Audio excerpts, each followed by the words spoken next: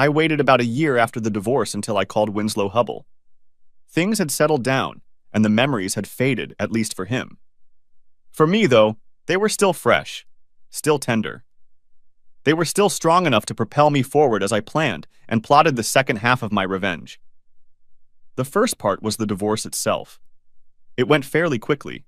Neither Ashley nor I had enough money to make it interesting for the lawyers, and when the facts of the breakup came out, her parents weren't interested in supporting Ash's plans to tie me up in court. As for the division of property, we didn't have a lot of stuff. We were renting and earning about the same, so it went pretty smoothly despite Ash's best efforts. She didn't want to break up, but I did, and it took her a while to realize that she was no longer steering the ship of our relationship. I tried to convince her gently, but when that didn't work, I threatened to send out videos of her infidelity to everyone in her address book. She folded like an origami artist on speed. And so, less than a year after Ashley arranged her extramarital affairs in our marital bed, we had separate apartments, separate bank accounts, and completely separate lives. We always had different friends. For a while, we tried to bring them together, but her work buddies belonged to the Brooks Brothers Financial District crowd, while mine gravitated more toward the I used to be a starving writer, and now I'm a corporate salesman at Doc Martin's tribe. As we eventually learned, bloodthirsty jackals and mischievous otters don't go well together. I thought about punishing Ashley for her infidelity, but in the end decided divorce was retribution enough. For a few nights of disgusting entertainment, she had robbed herself of a beautiful marriage, a nice apartment she couldn't afford on her own, and a promotion at her job. She worked for an investment firm known as Pierce, Bateman, Potter, Gordon, and McDuck, an investment firm that prided itself on having stable, married employees. Unfortunately, Ash no longer fit that definition. She could still climb the career ladder, but it would take longer and be more challenging. Sometimes I wondered which loss hit her harder, our sweet spot on the Upper West Side, our marriage, or her expressway to the corner office. In truth, though, I think I already knew. In the divorce, Ash got Winslow. I think she would have preferred him to leave with me, but she cracked that egg, and I had no problem leaving her to deal with the aftermath. Winslow Hubble, you see, was my wife's lover. No, he wasn't. Lover is not the right word. Whatever was going on between Winslow and Ashley had nothing to do with love or even affection. He wasn't her boyfriend either. I hadn't kept tabs on my ex-wife since we'd split. Indeed, I'd done my best to completely remove myself from her life. But I was willing to bet my last penny that she hadn't given him the time of day since I'd sent her the video of the two of them. Next chapter. Winslow's phone rang twice before he answered it. The double call was a high school trick he'd carried through college to his job at Pierce Bateman. Never look impatient. Never look desperate. Never pick up the phone on the first ring. If you knew this trick, he just looked pathetic. The same could be said for Winslow. His voice, aristocratic, arrogant. Winslow Hubble speaking. Hello, Winslow. This is Charles Walker. Ah, Chuck Walker. That's a name from the past. I heard the smirk in his voice. The leather seat creaked as he leaned back. What do you want, Chuck? Do you have any money you want to invest? Winslow probably knew my little nest egg was smaller than the rounding error for most of Pierce Bateman's clients. Prick. No, I'm fine now, Winnie. I smiled, knowing the nickname would make him wince. I thought it was high time you and I had a talk. Winslow snorted. Well, I can't imagine what we could talk about, Cook. I mean Chuck. It's not like we revolve in the same circles now. He chuckled discreetly. Or that you fly around a lot in general. I can't imagine why I'd want to have a drink with you. Well, Vinny, here's the deal. You still have a wife, and I still have a video. I suppose I should tell you a little about my ex-wife and me. I'm Charles. Chuck. Walker, a former journalist who now makes money editing fluff pieces about the charitable endeavors of Polylever, a very large and very famous corporation. It's not the most enjoyable job, but it pays well. The people here are nice, and it helps provide me with something better in retirement than cat food and a short-term heroin addiction. As for Ashley, she's an investment banker working in the wilds of Wall Street. Unlike the tarnished idealism that adds a bit of a hypocritical twist to my office, Pierce, Bateman firmly believes that money creates its own morality. Simply put, if it's profitable, it's good. Despite our different jobs, Ash and I were a perfect match. We were both in our 30s, old enough to seriously consider having children, but young enough not to think about it too seriously. I was 5'6", brown-eyed and green-haired in good shape, which I maintained by going to the gym 3 times a week and walking 10 miles a day. Ash was 5'6", with dark brown hair, sharp blue eyes, and a body that haunted my dreams both before and after marriage. We met at a We Were Promised Jetpacks concert in Brooklyn, where she spilled beer on my third favorite t-shirt and I took her number. I talked to her a lot that night. We skipped a show by a Scottish reggae band and sipped beer in the little smoking area outside. I'd been around the New York dating scene long enough to know that she was something special, beautiful and brilliant, with a playful sense of humor and a direct, unapologetic tone that invariably caught me off guard. I later learned that she was the youngest of 5 children, with 4 older brothers who shared her directness and mischievousness. The following weekend, we agreed to go to the Muppets exhibit at the Museum of the Moving Image, and I found that the humor and intelligence I'd seen during our first meeting persisted even after my beer goggles were gone.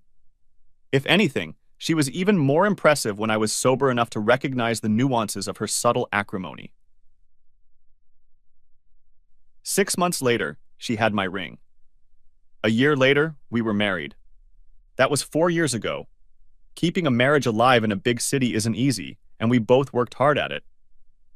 I knew Ash sometimes stayed late at the office, and she knew I sometimes had to run to meet a deadline or finish one of the articles I was writing on the side. We tried to coordinate subway rides and organize lunches, but some days we only saw each other for a few minutes in the morning and an hour or 2 in the evening. Nevertheless, we tried not to miss a weekend, texted to keep in touch, and never forgot an important date or anniversary.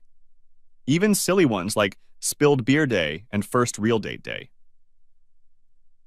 I learned that Ash was a chameleon. In museums, she was smart and erudite without being snotty.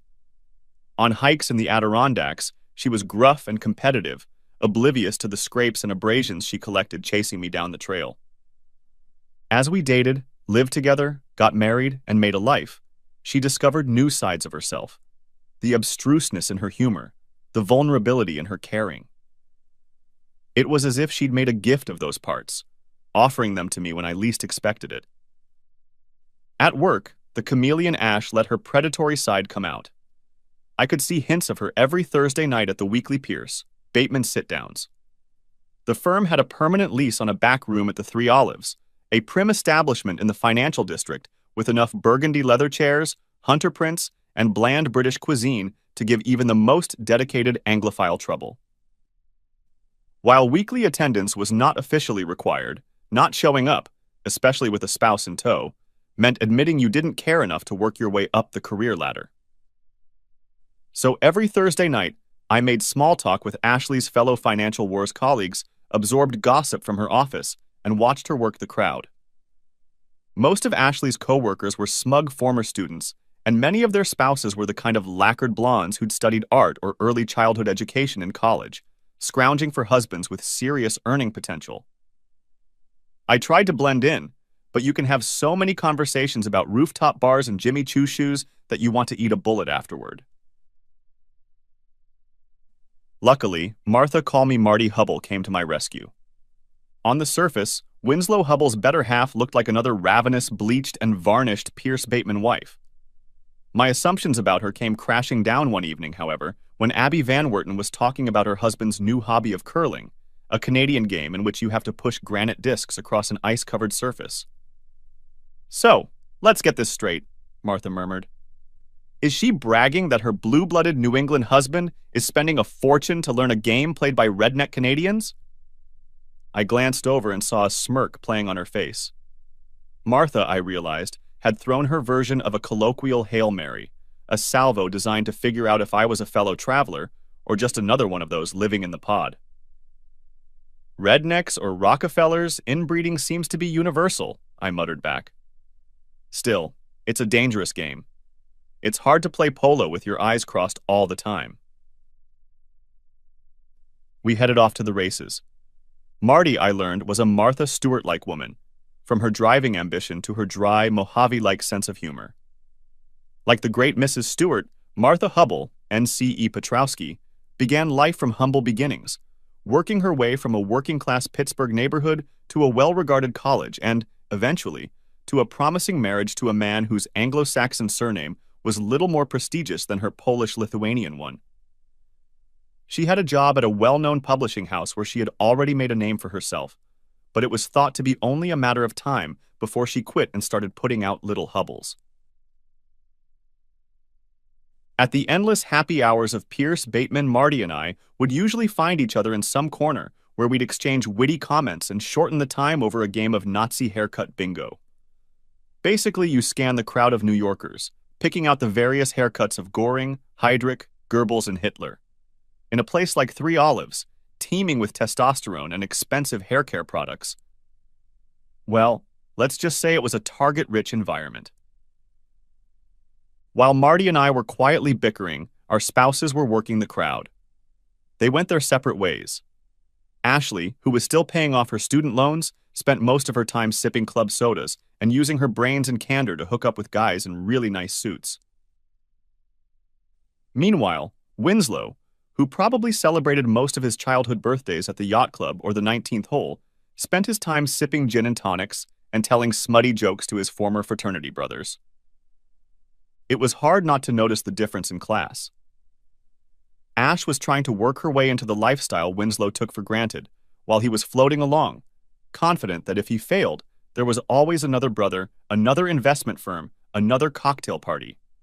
And if gossip was to be believed, if he failed, he could always go back to mom, dad, and a fat paycheck, managing the family fund. Those were our Thursdays. Ash swimming through the happy hour waters like a big white fish, Vinny splashing around like a happy little seal, and Marty and I drinking cocktails, watching shows, and devouring gossip like a couple of quiet anemones. It wasn't my favorite way to spend my free time, but Ash was happy and Marty was fun, so I didn't complain too much about having to put on a suit and cheer up my wife. Our marriage was a balancing act performed by two young people with a job that was too demanding and a bond that was too important to put down. It was a marriage of quiet admiration, principles, and compromise, the kind that young couples have when they come to terms and lay the groundwork for a lucrative career, a home, children, and the rest of the American dream. It was hard, but we worked at it, and it worked for us. That's not to say it was easy. Ashley had a tendency to be jealous, which I found outrageous considering how attractive she was. On the other hand, I had my own problems with the green-eyed monster. In a city of 8 million people, where the fear of missing out on a bigger and better deal was as much a part of life as subway rides and dirty water hot dogs, I found it hard to believe my wife had settled on me. And it was strange that she thought so highly of me. A much bigger problem was Ashley's sense of fairness. In the office, her morals were flexible, a necessary characteristic if you want to make your way on Wall Street. But in Ashley's personal life, her sense of right and wrong was rigid and unwavering. When she felt she was being wronged, Ash was quick to seek revenge, and her revenge was, at least in my opinion, convoluted, secretive, and diabolical. It usually went like this. After Ash was convinced that she had been wronged, she would confront the offender and make her case, often in elevated tones. A sincere apology, or several apologies, and some form of repentance could restore balance to the universe. But if the offender continued to claim innocence or was insufficiently remorseful, Ashley's inner vigilante came into play. On the surface, Ashley let the argument simmer down and life seemed to go on as normal. But in the background, she was hard at work, weighing the evidence, passing judgment, and calmly imposing the punishment she deemed appropriate. There was no appeals court, no stay of execution, no higher powers. When Ashley delivered her verdict, She needed no outside confirmation that she had done the right thing, and she rejected any argument that she had gone too far. Sometimes I wondered where Ash's sense of justice came from. I assumed it was a consequence of her childhood, when a little girl sometimes found herself at the mercy of four enormous brothers. Direct confrontation was futile, and complaining to her parents would have resulted in her being labeled a codger, a devastating insult in a house full of boys. I can easily imagine little Ashley coming up with worthy punishments for her brothers and then implementing them. And with four rowdy boys in the house, who would suspect the angelic little sister? Ashley's early years as a partisan could also explain why her punishments often seemed excessive. By my reckoning, for every pound of crime, she usually imposed 1.5 pounds of punishment. Sometimes I wondered if she still saw herself as a powerless little sister, fighting secret battles with her older brothers. Or maybe that extra 50% was the court fees she charged as payback for the time she spent as judge, jury, and executioner. Case in point. One Sunday, a few months after we were married, Ash and I were cleaning up the mess in our apartment, sweeping out the trash that had accumulated in closets and corners, collecting clothes for Goodwill, and saying goodbye to college textbooks that we were finally ready to admit we'd never read again. By the time we were done, the living room was littered with bags and boxes, and I was hauling trash to the dumpster on the corner and to Goodwill a block away. All seemed well in Walker country as we pondered the new space in our closets and bookshelves. 40 minutes later, I was lying on the couch clutching a beer in my hands, and Ashley was hovering over me, almost vibrating with rage. It seemed that the bag that was supposed to go to the dry cleaners had somehow gone missing. After finding out that it wasn't in the trash and that Goodwill wasn't willing to let us wander around the warehouse looking for it, my wife was left in a complete state of frustration, with no one to take it out on but me. Apparently, I hadn't looked over the bags closely enough when I carried them out of the apartment, and now Ash was missing 3 dresses. I apologized. What else was I supposed to do? But it was like trying to fight a forest fire with a handful of sand. After the 3rd apology, I gulped down the rest of my beer, told my wife I needed to be alone, and went for a long walk. When I returned a few hours later, there were 3 new dresses in the closet and Ash was asleep. The next morning when I woke up, Ashley was gone. I did my morning chores and started getting dressed for work. The process stopped when I realized I had no pants. Not in my closet, not in the laundry room. Even my suit pants were missing. I texted Ash. "Honey, have you seen my pants?" "I can't find them." The reply came back immediately. "Check Goodwill." Fighting a wave of rage, I finally found a pair of dark sweatpants in my gym bag. Not ideal, but I was running late, and they would last until lunch before I ran into Uniqlo. When I got home that night, I had 3 new pairs of pants. As I put them away in my closet, Ashley watched me with a strangely satisfied expression in her eyes. Afterward, I went for another walk. Simply put, I couldn't spend another minute in the same apartment with her. Final tally. 3 dresses lost due to honest confusion and 12 pairs of pants, including 2 irreplaceable pairs of suit pants, sacrificed at the stake of divine justice. I don't know what scale Ashley used, but it seemed to me that the punishment far outweighed the crime. For the first time in our young marriage, I began to wonder if I had made a mistake. It took a few days before we regained our mutual understanding. Ashley never apologized, but my stony silence seemed to impress her. Over the next few nights, she brought home dinner, working her way through my favorite restaurants. On Wednesday, I discovered a J. Crew. That night, I had enough pants to last me a week, and when I went to happy hour at Pierce Bateman's on Thursday, she greeted me with a huge hug. It seemed like we were back. Besides teaching me to be very careful when checking trash bags before taking them to the curb, the pants episode taught me an important lesson about Ashley's revenge. While she seemed to derive a sense of satisfaction from being an instrument of divine retribution, her actions did not bring her joy. She treated revenge as a grim obligation rather than a hobby, something to be endured, if only as a means of fixing the world. In the case of my 10 pairs of missing pants, that responsibility was worth about $500, not counting my now incomplete suits. We weren't short of money, but replacing clothes crippled our finances for a month or two. Still, she accepted our plight stoically, as if the cost of our new closet was a tithe or a tax we had to pay to move on with our lives.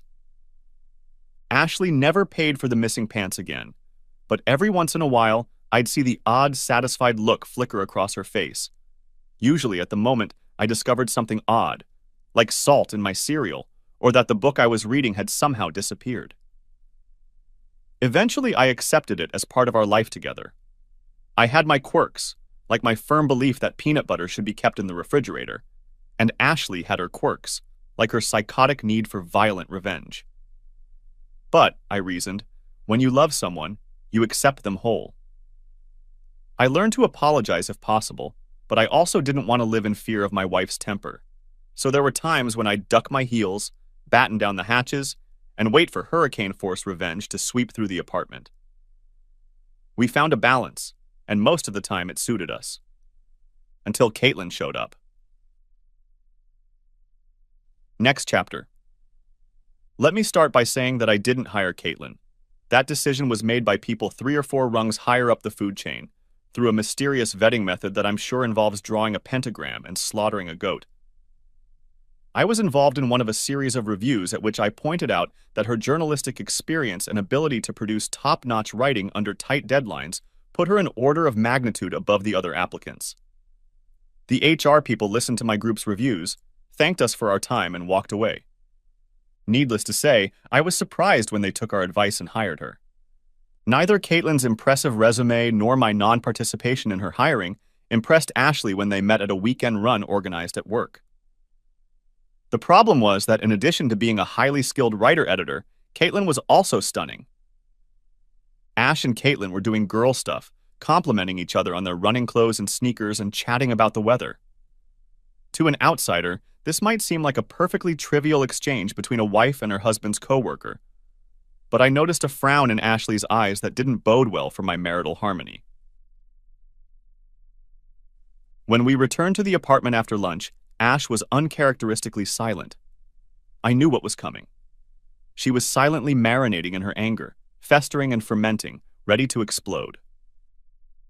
Realizing that I needed to nip this in the bud or I risked going pantsless again, I had just restocked my supplies to 7 pairs and hoped they would last a while longer. I spoke up. I'm glad you finally met Caitlin. You two seem to be hitting it off. I do, Charles. She's beautiful, my wife murmured. Where have you been hiding her? Charles. Not a good sign. Hit it, sweetheart? I smiled. We don't socialize too much with my coworkers. In fact, I think today was the first time you met half of them. Nonsense. I saw them all at the Christmas party. I kept the smile on my face. That was 8 months ago, Ash. Hell, half the office has already moved, relocated, or moved on. Or, in Caitlin's case, hired on. She frowned. And what were her qualifications? BA in English at Brown, majoring in business writing. 5 years in journalism, another 3 years in digital marketing. Pretty much the same as me. I grinned. Except for Brown, of course. At this rate, she'll soon be my boss. Her tone had softened a bit, but her gait was still stiff, like an attack dog on high alert. So you'll be working under her? I looked back. There was still steel in Ash's eyes, but she was smiling. Thank God, I thought. Of course not, dear. I smiled back. You're the only woman I obey, and I wouldn't call it work. Ash's grin got even wider, and when we got back to our apartment, got down to it.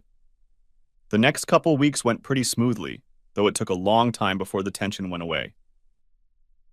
Ash never struck up a conversation about Caitlin, and I tried to do the same.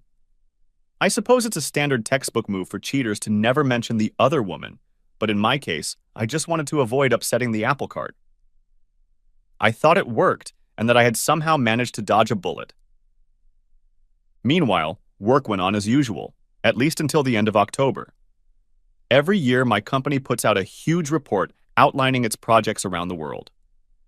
No matter how long we work or how many letters we send, the project managers of various charitable organizations inevitably wait until the last minute to send their reports.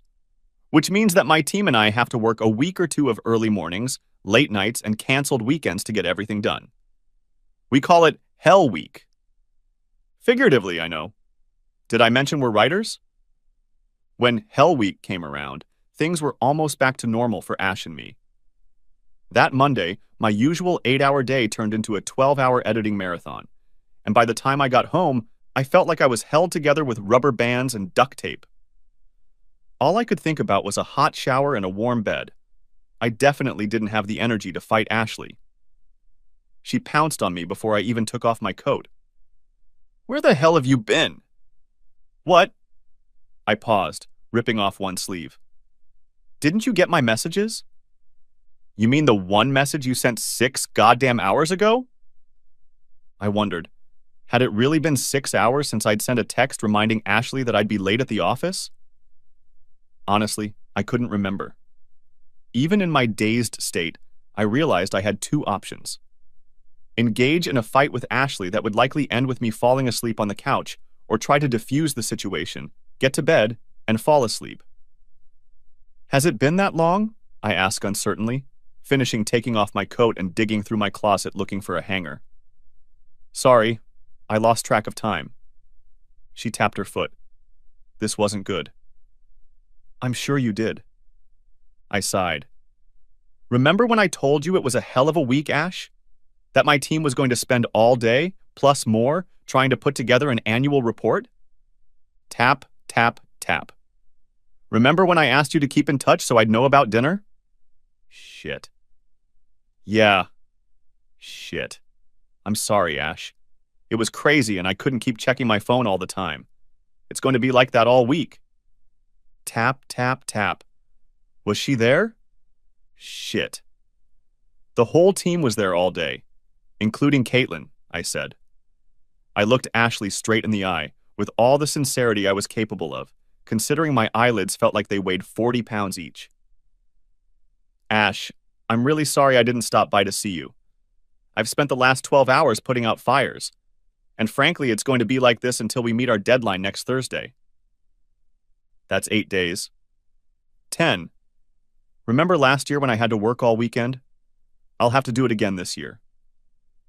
I slumped my shoulders. I needed to go to bed. "Ash, I'm really sorry, but it's part of my job.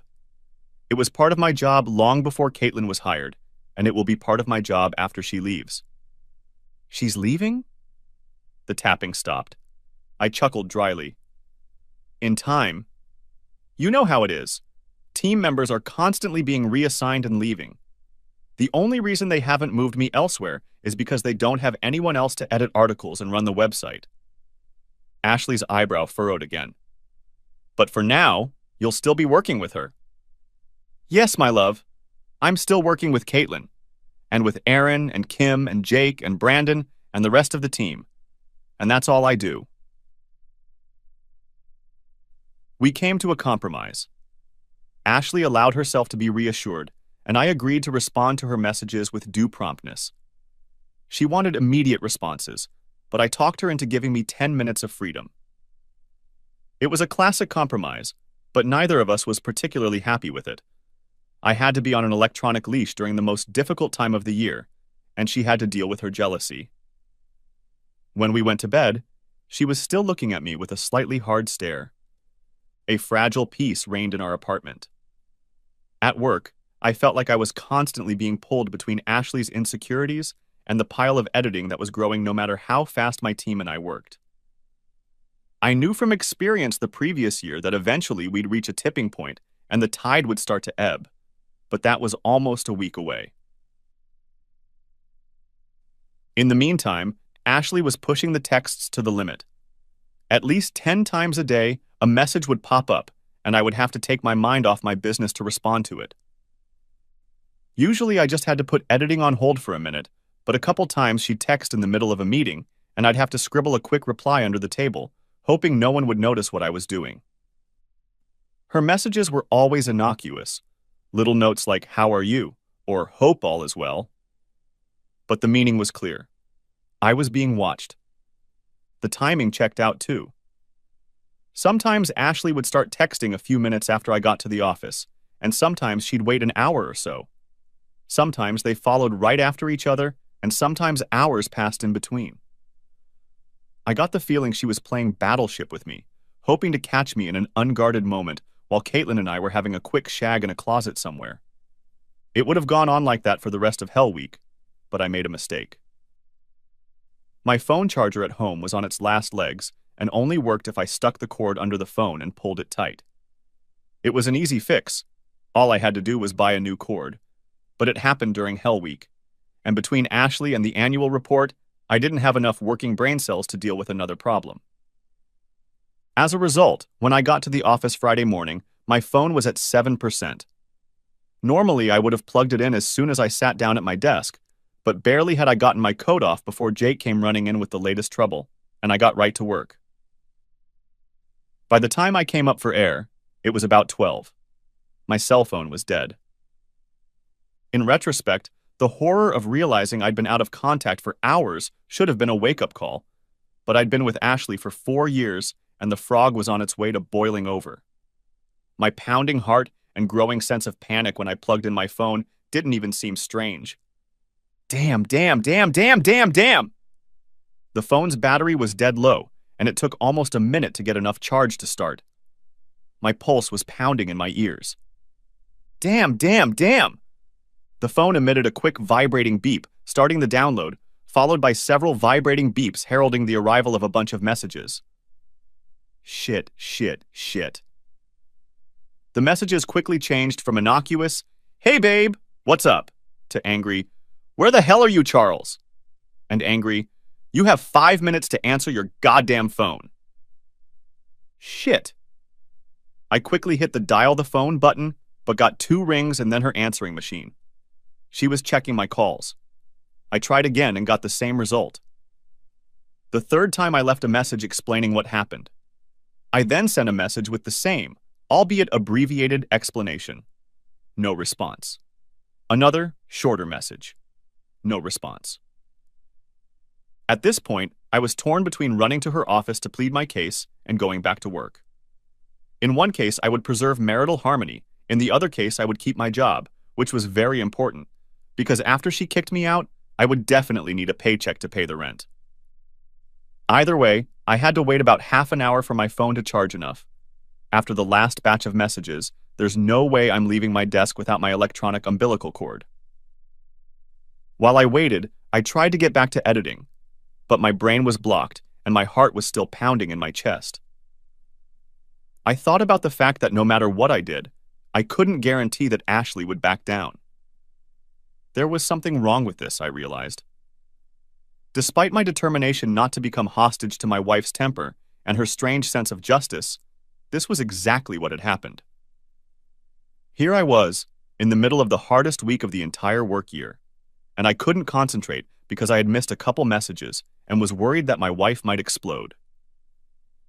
Something was wrong with this picture. I wondered how to express it to Ash. What could I say? How could I explain that I couldn't live in fear of her temper, or that her thirst for revenge could destroy our marriage? I thought about sending a text message, but immediately dismissed the idea. This was a conversation that needed to be had face-to-face, perhaps in a therapist's office. I was contemplating how to broach the subject when another message arrived. It's okay. It's okay? All right? Oh my God. I nearly had a heart attack, and Ashley had spent the last 3 messages trying to make me feel bad. It certainly wasn't okay.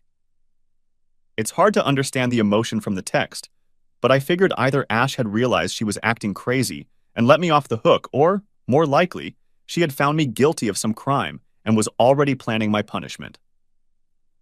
And then another thing hit me. No matter what Ashley's message meant, there was nothing I could do about it. Going to her office was risky, and trying to talk her out of it via text was a fool's errand. I realized that all I could do was wait out the coming storm and hope that when it was over, my marriage and my closet wouldn't suffer too much. Next chapter. I tried really hard to leave work early, But by the time I got home, it was 8:30, and like every other night that week, I was shattered. Standing in front of my apartment door, I took a deep breath, pulled myself together, and stepped inside. "Honey, I'm home," I called out. "In the kitchen." The voice was normal, and I allowed myself some optimism. Maybe it wouldn't be as bad as I thought. On the other hand, her cheerful voice raised some concerns. Why didn't she get more upset? Had she already begun her revenge? Would my dinner be full of laxatives? Ipecac? Pills? After hanging up my coat and taking off my shoes, I prepared to attack. But instead, I was greeted by Ashley with a relaxed smile on her face.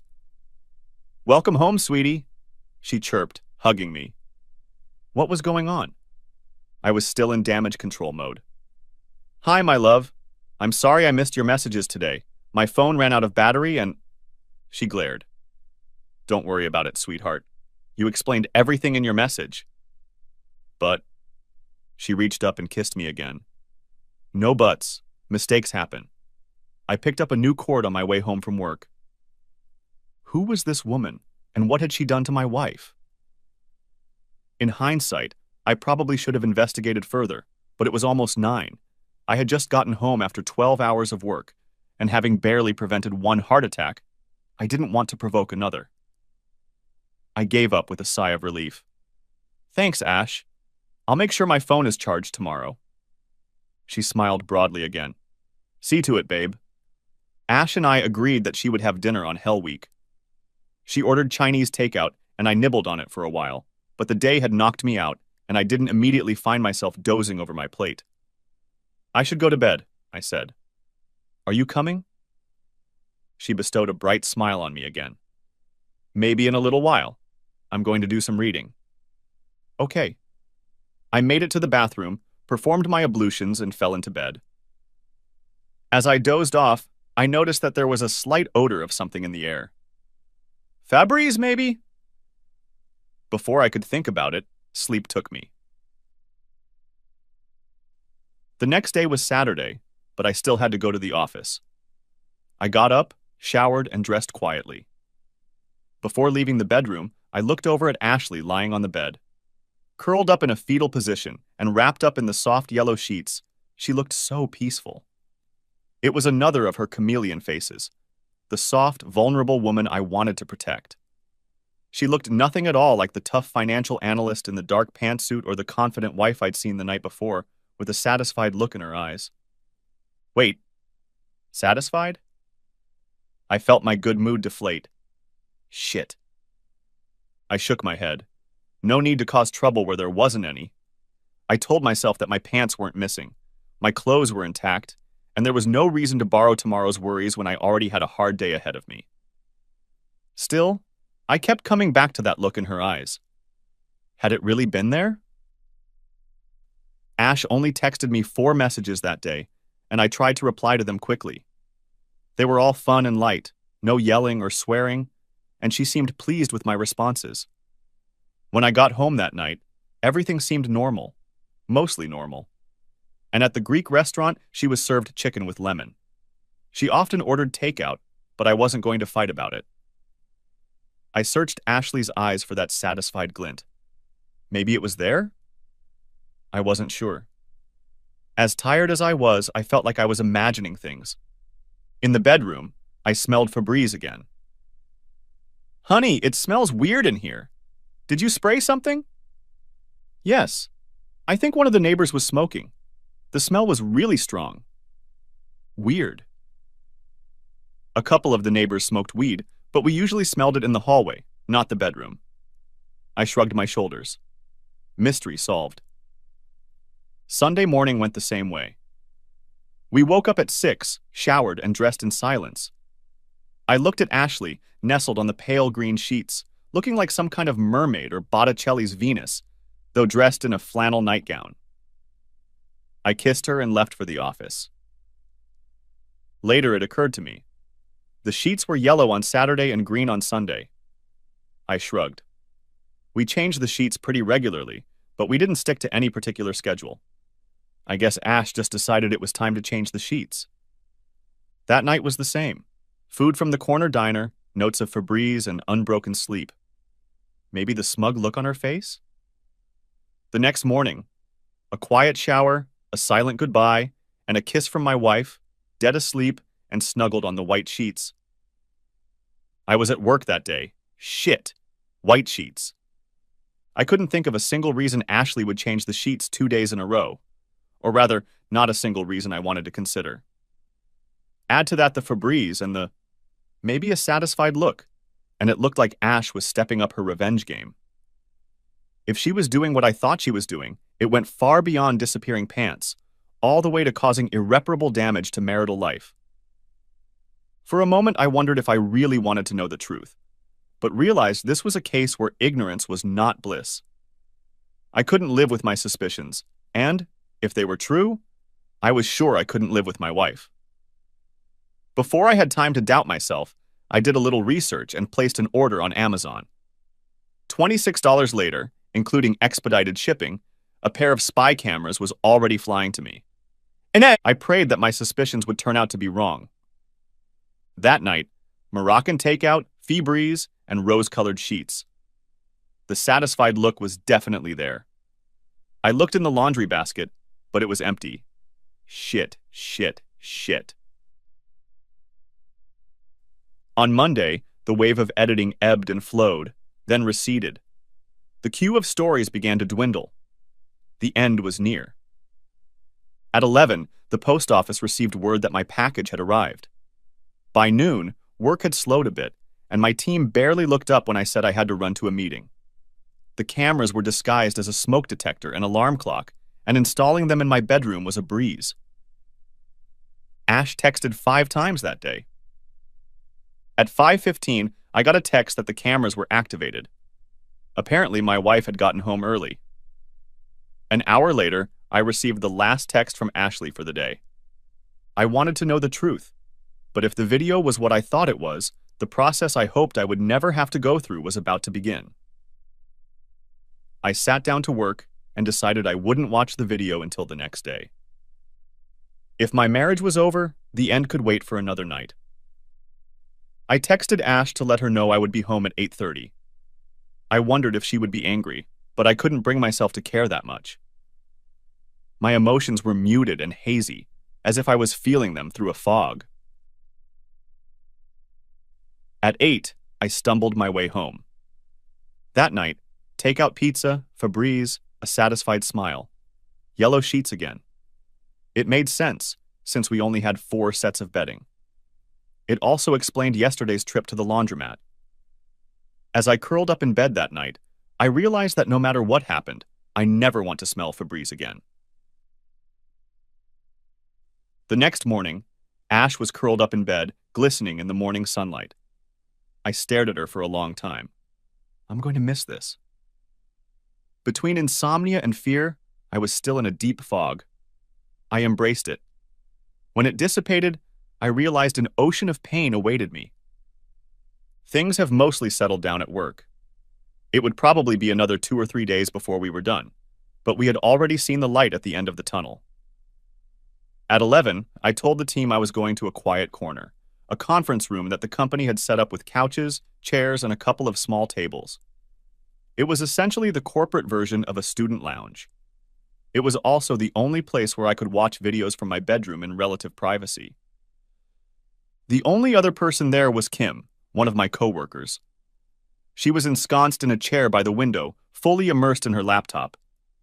I settled on the couch at the far end of the room. If the videos showed what I expected, I wanted to be with my back to the wall. My plan was to listen to the video, not watch it. I reasoned that seeing Ashley with another man would make it impossible to forgive her, and I didn't want to close off any possibilities before I knew what I was dealing with. So I put on my headphones, turned on the smoke detector video, and hid the screen. From the sounds of it, it was as bad as I suspected. The camera was motion activated, so it started recording when they entered the room. Somewhere in the middle, I recognized a voice. It was Winslow goddamn Hubble. I was crushed, yes, but also confused. I looked up to the clock on the wall. I stared dumbly at the numbers, at the second hand meandering across the dial. Only 20 minutes had passed since the video had started. My brain stuck on the number, repeated it. 20 minutes, 20 minutes, 20 minutes. 20 minutes to end my marriage. 20 minutes. I realized I couldn't go home that night, or any night in the near future. Given what I had seen, I would have to confront her. And given that she believed in my alleged infidelity and was desperate for justice, there was no telling what her reaction would be. What's the right way to avenge a divorce? And what would it look like when you added another 50% to it? The only question was when I should warn her. The angel on one shoulder voted to right her immediately. He proclaimed that the quality of mercy was unstressful, that forgiveness was divine, and that I should let her know before she screwed Winslow again. The devil on my other shoulder whispered that if I didn't want to punish her, that didn't mean I shouldn't let her punish herself. At 5:20, my phone vibrated. At 6:30, I sent her a text message, complete with video clips. I told her I would stay with Aaron, one of my co-workers. 2 days later, I began divorce proceedings.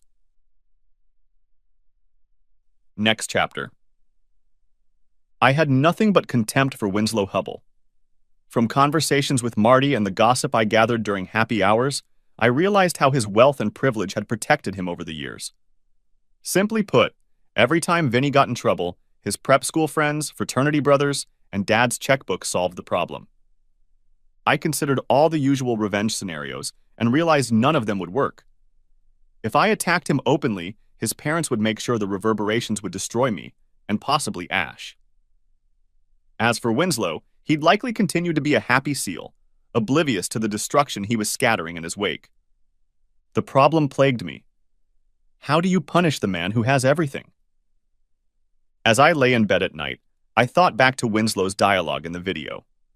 His comments about me being a suck-up, about him being superior, his need to know he was better than me. And then I realized there was something I could learn from Winslow Hubble. It would take time and a lot of research, but what the hell? I wasn't spending nights at home with my wife anymore. I called him 6 months later. Winslow agreed to meet me at the Three Olives, where they had parties on Thursdays. I did everything I shouldn't do. I picked a bar that Winslow knew, where he would be perfectly comfortable. I arrived 5 minutes late to give him time to get a seat and order his first drink. I figured he'd be wearing one of the custom suits his parents' tailor had made for him, so I chose a pair of comfortable jeans, a blue blazer, and a white plaid shirt. He was shaved and groomed, so I left his hair a little disheveled and didn't bother to shave off the 5 o'clock shadow. Winslow considered me beneath him, and I wanted to do everything in my power to reinforce that impression. When I approached the table, Winslow was dressed exactly as I had envisioned. Tie with a pompous Windsor knot, pinstripe suit, broadcloth shirt from Brooks Brothers, cufflinks. His eyes from beneath the hoodie skimmed over my casual clothes, taking in every detail. He saw himself in the host's chair at a bar for powerful men, sitting across from the man he'd defeated. He felt untouchable, just like I wanted him to. He didn't get up to greet me. "Winslow," I said, taking off my backpack and sitting down. "Chucky," he smiled. "It's been a while." "Yeah, it's been a while. Give me a second." I beckoned to the waitress and handed her my order while Winslow looked at me. Apparently, the lower classes shouldn't ignore their elders by ordering a gin and tonic. When she left, I turned to him again. "Winnie, thanks for coming." He blushed at that nickname. "I don't have much time," he snapped. "And why am I here?" "Well, to be honest, there was something I needed to find out." He grinned, twirled the martini glass in his hands. "I figured the divorce would do that." "Yeah, it definitely put an end to things between me and Ash." I nodded at him. "However, you and I have unfinished business." Winslow chuckled. "I can't imagine what that might be. Your wife has decided to try another man." He smirked. "A better man." "And you just couldn't resist." "Why should I? Ashley is a beautiful woman." His eyes glittered. "And she's so good in the bedroom. Besides, from what she says, you weren't giving her what she needed." We'll get back to that later.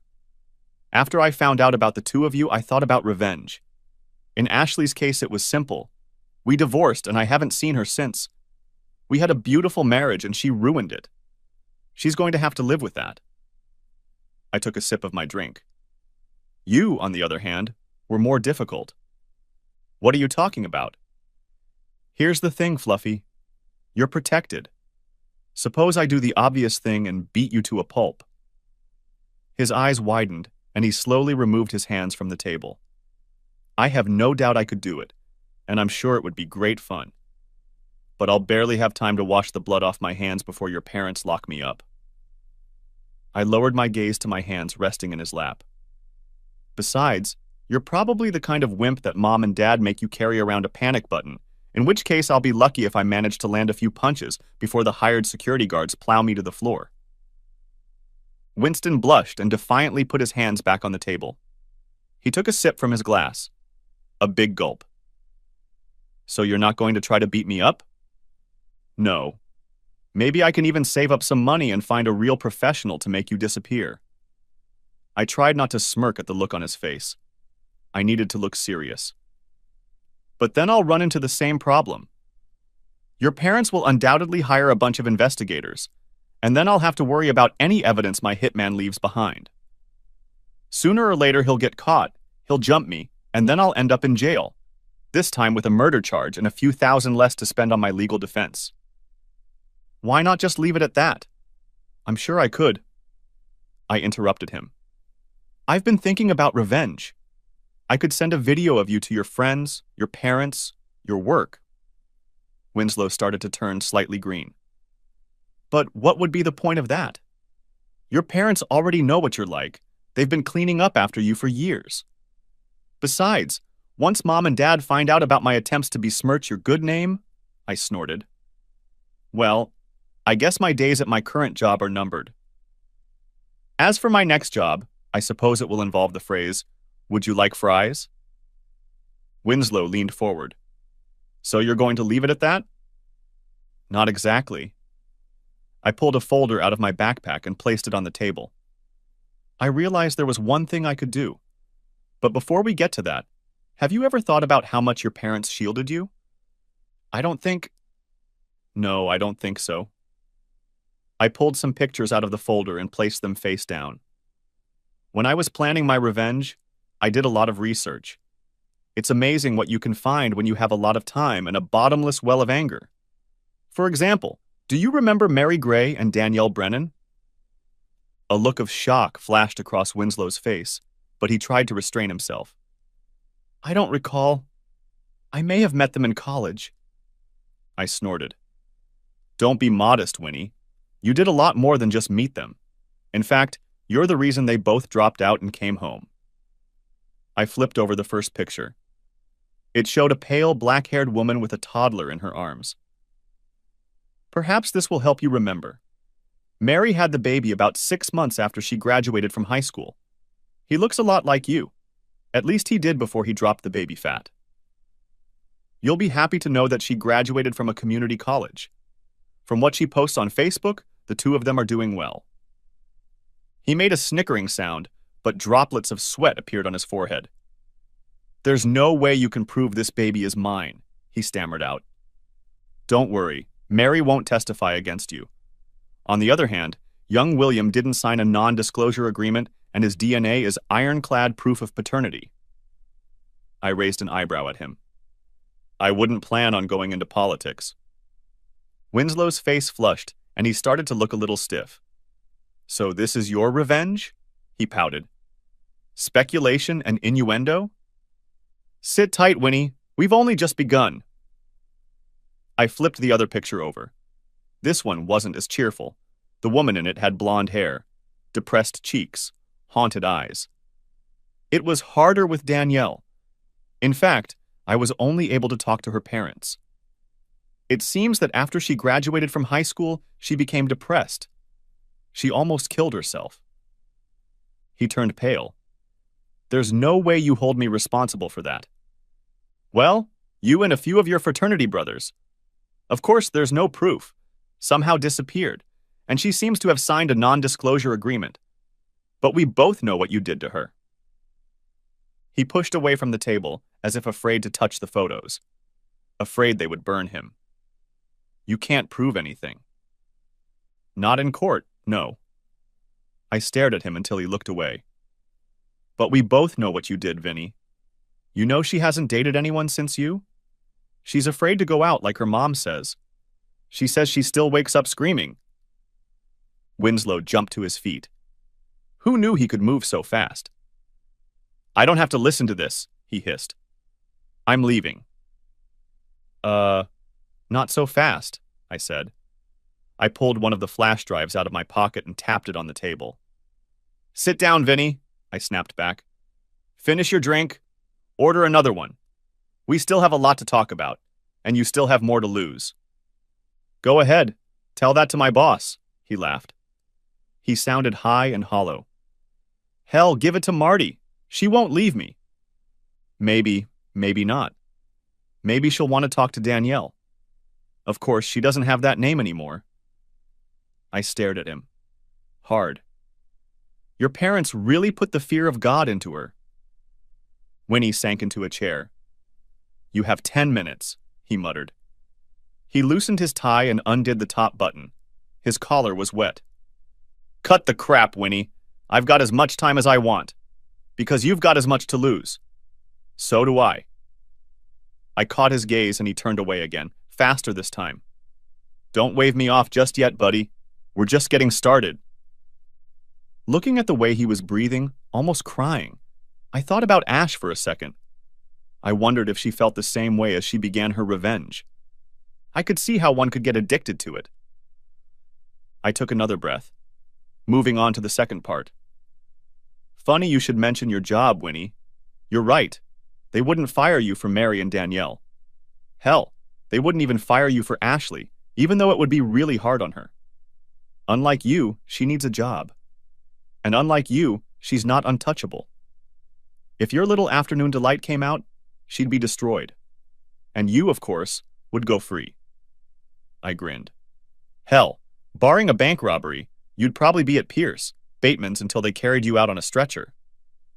What are you talking about? He crossed his arms. I think he was trying to look stern, but from where I was standing, it looked like he was trying to cover his soft underbelly. It wouldn't work. Winslow was all about the soft underbelly. You don't know? I stirred my gin and tonic. Don't you remember the Goldfarb account? What about it? You lost $500,000 because of a mistake an intern would have noticed. Didn't you ever wonder why you weren't fired? Brave's face crumbled. It wasn't my fault. The secretary. I twisted my arm. Yes. The secretary took the blame. You'll be glad to know she got a reward for it and an excellent reference. She's now working at Babbitt and Gallum. She seems happy, too. All right, Chucky, he said. If you know so much, tell me why I didn't get fired. Did he really not know? I studied his face. Isn't it obvious, Vinny? Who's always looking out for you? Who's always saving your ass? I saw a glimmer of understanding dawn in him. That's it. You got it. I saw another chunk break off of Winslow Hubble. No, they didn't. Would it surprise you to learn that your parents transferred $30 million into their Pierce Bateman account a week after the Goldfarb story? He looked at me with incipient horror. And that's in addition to the $150 million they already have there, he stammered. No, they never. I am. They pay your salary, Vinny. Between brokerage commissions, transaction fees, profit-sharing fees, and a bunch of other little crumbs, I'm willing to bet your parents actually pay Pierce. Bateman a little more just to have you around. I work with some of the firm's biggest accounts. I laughed. He really didn't know. Winnie, come on. You shuffle papers on some of the firm's biggest accounts, and I'll bet you have someone watching over you to make sure you don't screw up too badly. In fact, you're Pierce Bateman's highest-paid intern. Hell, most of the secretaries there have riskier jobs than you. I'm the goddamn vice president, he said, his voice rising. Your wife reports to me. I spoke softly, as if to a child or a broken animal. You'll be vice president as long as your parents invest in Pierce, Bateman. Hell, if they invest enough, you might even make senior vice president or CEO, but you'll never become more than a glorified paper pusher. I took a sip. As for Ash, I'm willing to bet her accountability to you boils down to her forwarding a few of her emails to someone with real power. He gave me a quivering smirk. I had enough power to seduce your wife, you bastard. Ah, there it is. This is it. The arrogance I've been waiting for. I glared at him. That seemed to agitate him. And now we come to the main point. Are you ready, Winslow? Yes, you entertained my wife. In my bed. What was it? 4 times? 5 times? 6. And then I put the hammer down. How many times has it been since then? Winslow's face lowered as I continued. It's been a year and a half, Winnie. How many times has my ex-girlfriend brought you back to her bed? It was... After the divorce, she said she didn't want to muddy the waters. You can't be that stupid, Winnie. We've been divorced for a year. We've been living apart for a year and a half. I laughed at him. Besides, the water was crystal clear. I have a videotape of the 2 of you in my bedroom. Mr. Plum in the conservatory with a candlestick. And once I moved out, you were able to entertain every night and twice on Saturdays. The only reason you're not together now is because she doesn't want your fat flesh touching her. Screw you, asshole! He shrieked. She loved what I was doing to her. I was better than you. I leaned back in my chair. You know, when I was watching you 2 together, I noticed something funny, Winnie. You seemed to talk about me a lot. He blinked. What are you... What? Check out the video. It's amazing how much of your conversations revolve around me. What are you... He was breathing hard. I laughed. That's what it is. Kukureku. You said that a lot in the video, too. See, here's the thing. When most men find themselves with a beautiful woman, they can't stop talking about her. But as soon as you end up in a room with Ashley, you start talking about me. What? I was winning. What? I shook my head. Jesus, no wonder they made you work as an intern. Doesn't that seem weird to you, Winnie? It sure seems weird to me. He covered his ears with his hands. Stop calling me Winnie, you worthless bastard. He looked like he'd run a marathon. He was panting, and you could hear wheezing in his breath, like he was on the verge of tears. He curled up in a ball, eyes closed, hands still covering his ears. I glanced over at the waitress. She was talking to a man in a suit. I assumed it was the manager. I gestured to the check. Don't, he groaned. I'm not saying anything, Vinny. I'm just telling you what I saw. What you're going to see when you watch this video. I looked at him. He was shocked. It's no big deal, Winnie. It's like liking blondes or big women. Accept it and move on with your life. I won't, he whined. I don't judge, Winnie, at least not for this. I finished my drink and set it on the floor. What about the rest of it? A child without a father? Ruined lives? Broken marriages? Fictitious jobs funded by mommy and daddy? Yeah, for that I really judge you. His face seemed swollen, red and sweaty. His tie was a mess. His eyes were pleading. What about the video? You're not going to give it to Marty, are you? I burst out laughing. Winnie, Marty's had the video for a year. I gave her a copy as soon as the divorce was finalized. This one is yours. I handed him the flash drive across the table. What? But she hasn't said anything. Not a word. Winnie, I wouldn't want to risk guessing why Marty stayed with you. Or, for that matter, why she came to you in the first place. I don't know what devil's bargains she made to get her ass out of Pittsburgh, and I'm not going to judge her. I pulled a second flash drive out of my pocket. As for why she stayed with you, maybe it was loyalty? Love? Or maybe it was because your prenuptial agreement says she gets $500,000 if she stays married to you for 5 years. Your 5-year wedding anniversary was, what, 2 weeks ago? 3, he replied absent-mindedly. Yeah, I'm not always good at remembering dates, Congratulations and best wishes for many more happy years. But before I go, this is for you. I handed him a second disc across the table. This is a video I made. We'll call it Chucky and Mrs. X. You can't see her face and we've blurred out any distinguishing features, but I think you'll recognize her voice. I paused and picked up my backpack. Or maybe not. She does a lot of moaning and screaming. Funny though, the video is 2 hours long, and I'm pretty sure I didn't mention you once. The end. Thanks for watching, I hope you enjoyed it, so subscribe to my channel and watch the next video.